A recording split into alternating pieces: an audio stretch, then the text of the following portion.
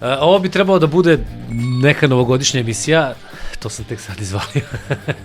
I sada bi ja kao pravi domaćin trebalo ispred sebe da imam prebranac, pečenje, sarme, rusku salatu, gibanicu, urme i meze, kako to već izgleda u praktičnoj želji. Mislim, generalno je to ždranje realno najveći motiv svih hrišćanskih praznika, da se ne lažemo, ali ako sam već ispao očajan domaćin, u smislu da se nećete najesti, makar sam uvek bio glamurozan što se tiče poklona, davao sam vam bio 100 evra, da se ne zaboravi, i to ću stalno da vam nabijam na nos, ali sada nešto mnogo bolje. Danas dobijate 3D figuru poznate kanadsko-američke glumice i modela, rođene 1. jula 1967. godine, najpoznatija po ulozi u seriji Čuvari plaže, Pamela Danielson Anderson, od mene za vas. Danas vidjet ću šta ćete morati da uradite da aplicirate za ovu nagradu, sigurno baš mnogo toga. Vidjet ćemo, počinje novih 20 minuta haosa. Gde si bi?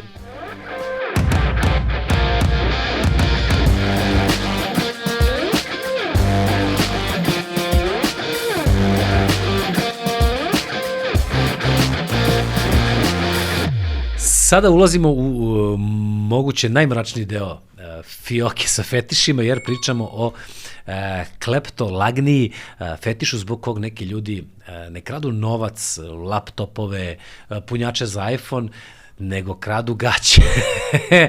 Dobro ste čuli, postoji fetiš u kojoj kombinacija rizika, adrenalina i tuđeg donjeg veša postaje seksualni vatromet.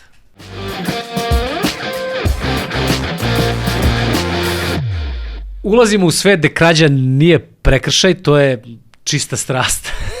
Odmah da objasnimo, ovo nije isto što i kleptomanija. Kleptomanija je kompulsivna želja za krađom bez seksualne komponente, što je nama jako bitno, a kleptolagnija je seksualni fetiš u kojem se krađa koristi kao okidač za uzbuđenje. Kleptolagnija je specifična parafilija u kojoj krađa nije motivisana materijalnom željom, već pojačanim seksualnim nabojem koji se javlja tokom samog čina uzimanja nečega. Osobu privlači kombinacija napetosti, tajnovitosti i osjećaja da ulazi u tuđi intimni prostor, što krađu pretvara u emocionalni i fiziološki stimulans. Najčešće se biraju predmeti koji su blisko povezani sa vlasnikom, to je garderoba, lični predmeti ili bilo šta što nosi trag nečijeg identiteta, ali ključni element je proces, a ne sama vrednost onog što se ukrade. Znači, nebitno da li je ključ od Audija ili čarape sa svadbe, poenta je da uzbuđenje raste dok osoba korača kroz rizik, neizvesnost i mogućnost otkrivanja. Iako deluje stvarno kao neka scena iz crne komedije, psihologija je svrstava u retke, ali dokumentovane poremećaje seksualnog nagona, što je automatski kandiduje za naše teme, za razgovor i razradu. Znači, čuli smo, predmeti moraju da imaju za vas, ako ima to je fetiš, ličnu vrednost i zato se najčešće krade donji veš, čarape, lični predmeti, odeća, sve što direktno nosi nečiju intimnost. Znači, sam fetiš kao takav nije opasan, ali realno činiš, brate, krivično delo, jer ako se nakupi, može dovesti do ozbiljnih posledica, ako osoba baš često krađom zadovoljava svoje seksualne impulse. I sad, kako to meni uvek inspiriše? Recimo, sad pričaš s devojkom i kao, aj svrati do mene, jel hoćeš? I ona kao, da, hoću, kao, a kad pereš veš? Ali čak i sama žrtva ne mora da bude tebi neko blizak, za ove ljude čak i krađa veša sa terase ili dvorišne žice nekada dovoljan scenario za zadovoljstvo svoje potrebe. Znači, prolazak između zgrada i biranje trenutka kada niko ne gleda i onda brzinski skidanje nečijih gaća sa žice i evo, znate svi, to je očigledno, ja sam paroljub, ja u ovom već osjećam priliku za ozbiljnu dodatnu zaradu, jer stvarno ne vidim ništa loše u tome da iskoristim ovo čudno, ali legalno napaljene osobe da uzmem neki euro. Evo čemu je reč, prodaja korišćenog donjeg veša na internetu. Znam, stvarno na prvi pogled zvuči neobično, odvratno, ali slušajte me, dajte mi šansu i skapirat ćete da su prednosti prodaje veša online prilično očigledne. Evo kako sve funkcioniše. Znači, normalno ujutro pred posao obučeš donji veš, nosiš ga tokom svojih svakodnevnih aktivnosti, u firmi, na treningu, dok voziš ili kod kuće i onda samo slikaš te gaće i okaciš ih na neki od normalnih sajtova da te oni spoje sa osobom koja će da, ne želim da razmišljam šta da radi sa njima, ali ostanimo fokusirani na zaradu. Ono što je najvažnije, na tim platformama ostajete potpuno anonimni i ne morate da brinete da će neki nepoznani ludak da se pojavi na vašim vratima po još nošenih gaća, ali aj sad idemo na konkretne pare. Znači, ovi sajtovi, oni uzimaju 30% zarade od prodaje gaća ili svega što vi prodate preko njihove platforme. Kažu ljudi, može da se zaradi do $1.500 mesečno. Kalkulacija je vrlo jasna, evo ja sad mogu da kažem. Za samo 60 evra možete postati vlasnik ovih brendiranih bokserica u kojima sam istračao krug oko Ade, vozio auto do Tare, bingeovao Stranger Things i sedeo 40 minuta u banci dok sam čekao da mi odobre kredit. I sad, ja verujem da je bitno dati što više slikovitih informacija o proizvodu koji prodajete, tipa hula hopki u kojima sam bila na svadbi, bend je bio odličan, tako da sam baš džuskala, plus su bili trubači, iz kola nisam izlazila, otprilike ja zamišljam da to tako funkcioniše, ali definitivno se isplati, jer ljudi prave ozbiljne pare u ovom fetišu. Kad razmislim malo bolje, aplikacija za online banking bi izgledala dosta čudno. Ljubiša 1993 ti uplatio $4.700 za bokserice. ali za to, mislim, postoji rešenje. Jebi ga, ugasiš notifikacije, tako da, ali mislim, ako uskoro vidite na mom storiju sliku žice za sušenje veša sa natpisom akcija ili sale, eto, čisto da znate o čemu se radi. I za kraj čisto finansijski savjet. Ako uplovite u ovaj biznis, imate da nabavite komplet 10 pari gaća kod Kineza, $499, tu vam je zarada bomba. Eto, sve sam rešio. Gledaj šta su ovde pojačali grejanje odjednom, gaće su mi mokre. Manijaci jedni.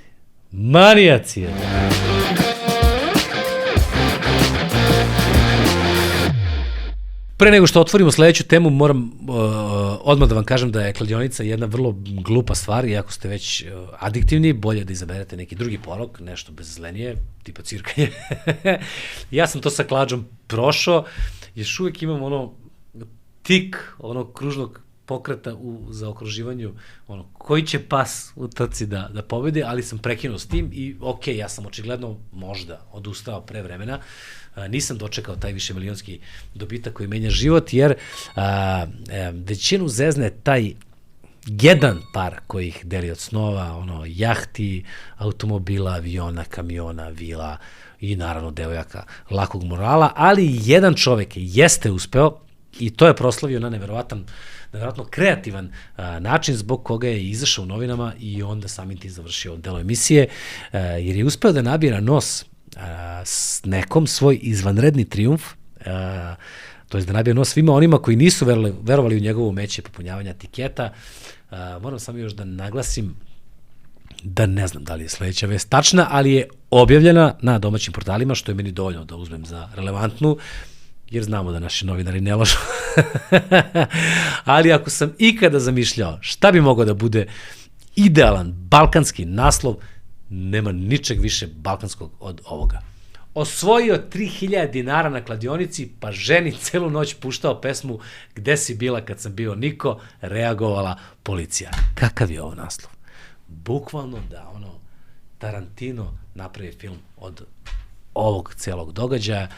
Da vam ispričam šta se dogodilo. Stanovnici sarajevskog naselja Mojmilo su prijavili policiji komšiju RB iz čije se kuće čula glasna muzika od 20h do 1 sat iza ponoći. Odmah po dolazak na lice mesta, policijska patrola je jasno i glasno čula kako se iz njegove kuće čuje jedna od najpoznatijih pesama Dejana Matića, Gde si bila kad sam bio Niko, te su pozvonili, zamolili gospodina da smanji muziku i pitali ga čemu tolika galama, na što je on odgovorio da svojoj supruzi pušta namerno baš tu pesmu jer je osvojio 3000 dinara, to je u Bosni 50 konvertibilnih maraka, on je to osvojio na kladionici i problem je bio taj što mu ona već mesecima zvoca kako nikad ne dobije ni marke, kakav čovek ili kakav klošar. Ako mislite da znate više od proseka, sada je pravi trenutak da to i dokažete, nemam ništa da vam dam ili da vas nečim nagradim da bih vas dodatno motivisao, ali mislim da bi sam taj podatak da ste pametniji od nekog drugog, to bi trebalo da vam bude dovoljna motivacija. Evo, uskoro će imati prilike da nekom, pored vas kažete kako si glup, pojma nemaš, pročistite grlo, hoću glasno da čujem tačne odgovore, kreće kviz. Koje voće ima najviše vitamina C?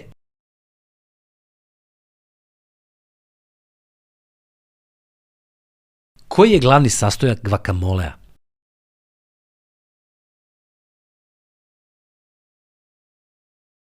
Koja je najpoznatija modna ikona i kreator brenda Skims?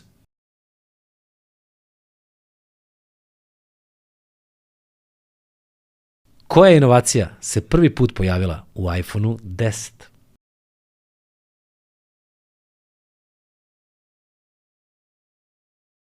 Koji je najbrže rastući sport u svetu?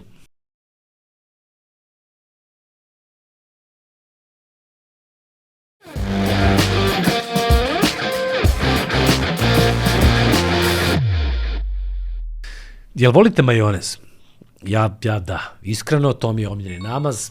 Stavim onako tanko preko zelene salate na sendvič i mislim da sam za moj 40 godina sve ukupno pojao možda 3-4 tegle majoneza kad se sve skupi i to sa ruskom salatom.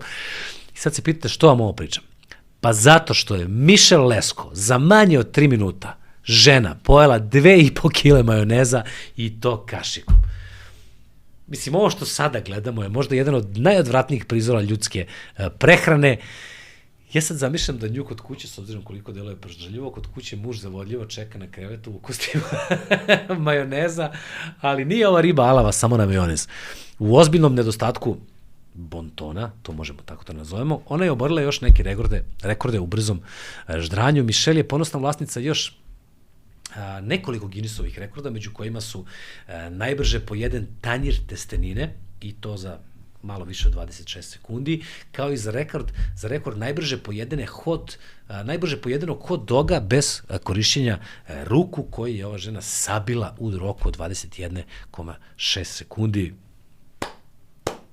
Brate, zamisli odeš sa ovom ribom na prvi dejt na neko fino romantično mesto, tipa lagana violina u pozadini, stiže tebi carbonara, ispred nje konobar spušta bolonjeze i ona zavija glavu u tanjir i krene da jede kao doga. Mislim, pogledajte ovo, stvarno nije čovek, ovo je neki holesterol u ljudskom obliku. I sad moram da vam kažem da je u 2,5 kile majoneza, majoneza ima oko 18.000 kalorija, a onda ćemo da vidimo koliko moramo da se bavimo nekom fizičkom aktivnošću da bismo ih potrošili. Trebalo bi da uradiš 36.000 sklekova. Morao bi da se popneš na vrh solitera od 50 spratova i to 360 puta.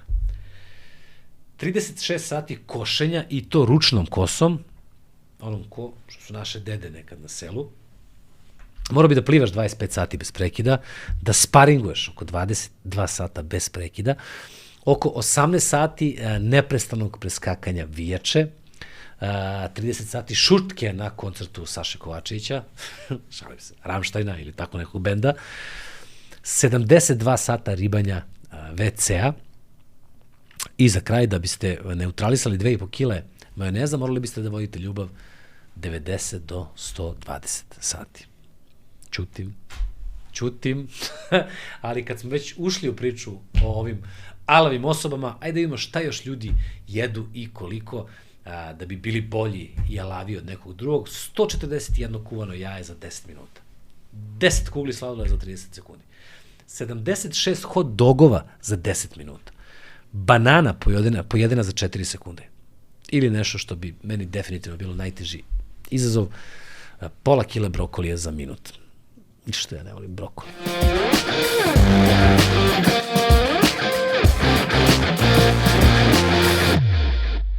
Ja kao neko ko ima sina od 3,5 godine, mogu da kažem da sam mu do sada kupio sigurno između 40 i 70 autića i da me to možda sve ukupno koštalo tipa, ne znam, 25.000 dinara, ali s obzirom da znate da smo sada u delu u kom pričamo o neverovatno skupim, a delimično besmislenim stvarima, sigurno da će vas sledeća priča stvarno oduševiti. Na 105. američkom međunarodnom sajmu igračaka kompanija Mattel predstavila je najskuplji Hot Wheels autić ukrašen dijamantima i to u čast 40-godišnjice ovog brenda, dizajniran od strane nekog čuvenog juvelira iz Beverly Hillsa i izliven je u 18-karatnom belom zlatu, ukrašen sa preko 2700 dijamanata, ukupne težine veće od 23 karata.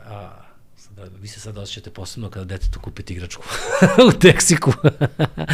Da se vratimo na autić. Veći deo autića prekriven je sitno postavljenim briljantno plavim dijamantima, dok je motor dodatno ukrašen belim i crnim dijamantima, kao i sam logo.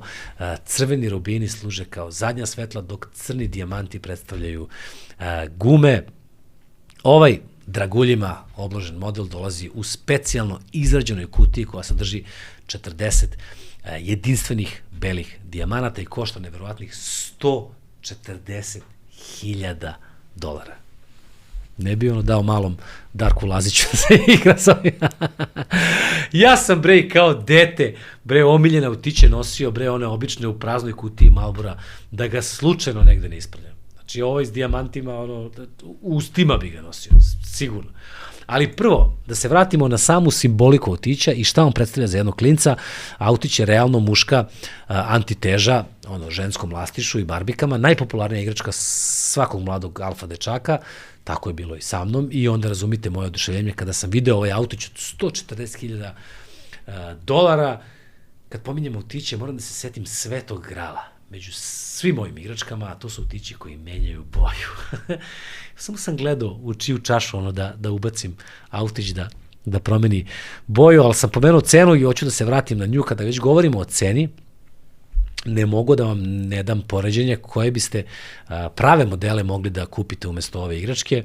Tu su Porsche 911 Carrera S, Audi RS7 Sportback, BMW M8 Competition, Chevrolet Corvette ili za one koji vole da zuje na struju, Tesla Model X. Ja da nisam stavio ovaj segment u emisiju, stvarno ne bi imao pojma kroz ta sve žene prolaze u toku građenja odnosa sa muškarcima. Mislim, tek sam odradio nekoliko epizoda, a svaki put kada čitam isečke i savjeti iz neke od ovih knjiga, ja sam u fazonu, ma nemoj da me ložiš, brate. Ali niko nas ovde ne loži, ovakih knjiga ljudi ima na pretek, što samo znači da je postojala potražnja i interesovanje za njima i da je ženama bilo vrlo izazovno da ne odlepe u to vreme. Današnji biser tvrde hartije dolazi od ribe po imenu Helen Andelin, koja je 1963. godine izbacila knjigu Fascinating Womanhood. Odmah da pređemo na stvar, evo nekoliko meni najbizarnijih saveta iz knjige. Muškarcu nikada ne uskraćuje nežnost ili fizičku bliskost kao kaznu. Andelin tvrdi da je ljubav žene dar, ne alat za pregovaranje. Gajenje čiste ženstvenosti važnije je od karijere. Knjiga sugeriše da žena koja previše ulaže u karijeru gubi sposobnost da bude fascinantna. nikada mu ne govori njegove nedostatke direktno. Znači, čak nikada se radi o ozbiljnim problemima, savjet je da žena ne govori ništa negativno, već da se moli, nada i pokazuje ljubav. Ako je loše raspoložen, povuci se i budi tiha. Ženi se preporučuje da ne traži objašnjenja, ne postavlja pitanja i da ne nudi nikakva rešenja. Idemo dalje, ne nosi odeću koja previše ističe snagu. Savjetuju se tkanine i krojevi koji deluju nežno, dok pantalone, jakne i oštri krojevi navodno oduzimaju ženstvenost. Prihvati njegov autoritet sa zahvalnošću. Ova knjiga otvoreno kaže da muškarac treba da bude glava kuće, a žena da mu se nađe kao vođi. Nikada mu ne govori šta da radi. Čak i ako je reč o banalnoj dnevnoj stvari, savjet je da žena ne daje uputstva, već da pusti muškarca da sam odluči. Izražavaj oduševljenje njegovim najmanjim gestovima. Znači, ako donese hleb iz prodavnice, knjiga preporučuje da žena reaguje kao da je uradio nešto herojsko i idemo na još jedan savjet, nikada ne pokazuj previše seksualne inicijative. Andelin insistira da žena treba da bude suzdržana, jer će u suprotnom muškarac izgubiti ulogu osvajača. Također ona kaže muškarčeve mane prihvati kao božanski zadatak. Autorka dodaje da partnerovi nedostaci treba da se posmatraju kao prilika za rast žene, a ne kao nešto što bi trebalo menjati. Ona kaže isto u naletu budalaština, financije prepusti njemu, čak i kada žena zarađuje više, savjetuje se da prepusti upravljanje novcem mužu da bi se on osjećao potrebnim.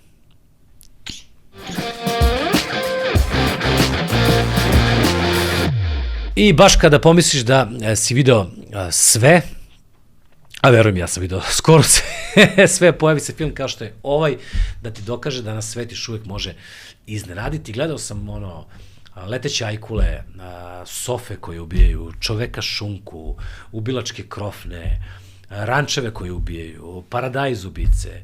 U suštini sve što hoda, leti ili se kotrlja može da bude smrtonosno, ali automobilska smrtonosna guma, to je nešto potpuno novo. Znači, kapa dole za originalnost. Film Guma je sniman u kalifornijskoj pustinji i taj ambijent mu stvarno daje tu neku posebnu atmosferu.